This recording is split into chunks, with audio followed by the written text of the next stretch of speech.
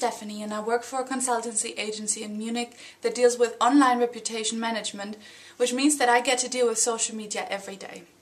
In this video, I would like to share with you how you can actually personalize your brand efforts, because I keep saying that it's so important that you actually have people out there showing their faces and being out there with their names, but I get asked, how do I actually do that?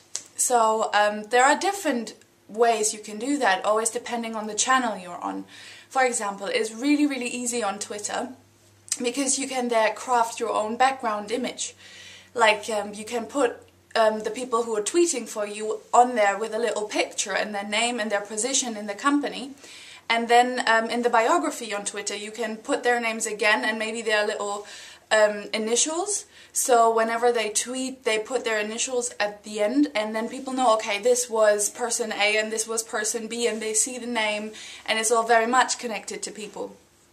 That gets a bit harder on Facebook actually, because you can't do that. I mean, you can, especially with brand pages, you can handcraft your profile picture as well, and probably we're going to hear about the timeline for brands by the end of this month, and then you can use the header as well for putting people in there. But if you don't have like a graphics person who can do your profile picture and make it longer and go through the crafting, then you can just put administrators and they show up with little pictures.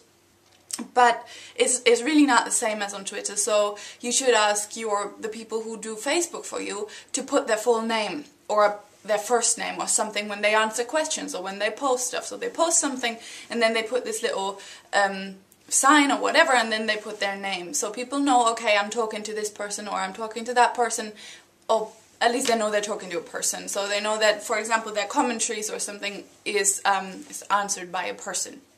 Then on Google Plus is even harder. I mean, you can put the people you have on there in your gallery if you want to, if you don't want to put your product or another cool picture, because the difference to Facebook is that the pictures don't swap around, so you can use that better as a graphic. So that's really tough on Google Plus, but you can take a similar approach there and just have people sign with their names. And then on YouTube, basically the same. I always put my little initials in the description box, so you see, okay, I've done this, and I'm doing that everywhere else where I'm putting videos as well. I have my initials, so people know it's my work, and I stand for that with my name and so on. So the major thing is, no matter how you do it, put a picture of people. Like even in your press section, it's really old school, I say, to not have people in your press section in like a generic email address where it's just info@. You don't want that anymore, because people don't want to talk to an info@, they want to talk to a person. So it has to be Michael, or it has to be Tanya, or whoever, with their picture, with their name in the email address, and with a personal phone number, so people know, okay, I can talk to them. And you want to put pictures wherever you can of the people responsible.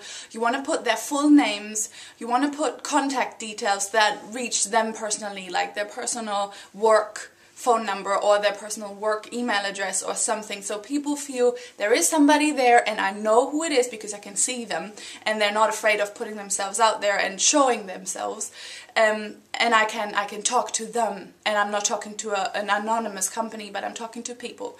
And no matter how you do that, this is the most important thing, and you're gonna feel that your dialogue gets much nicer and much more constructive than if you don't do it. So let me know how you do it. I'll be really interested in that, and I hope I see you next week.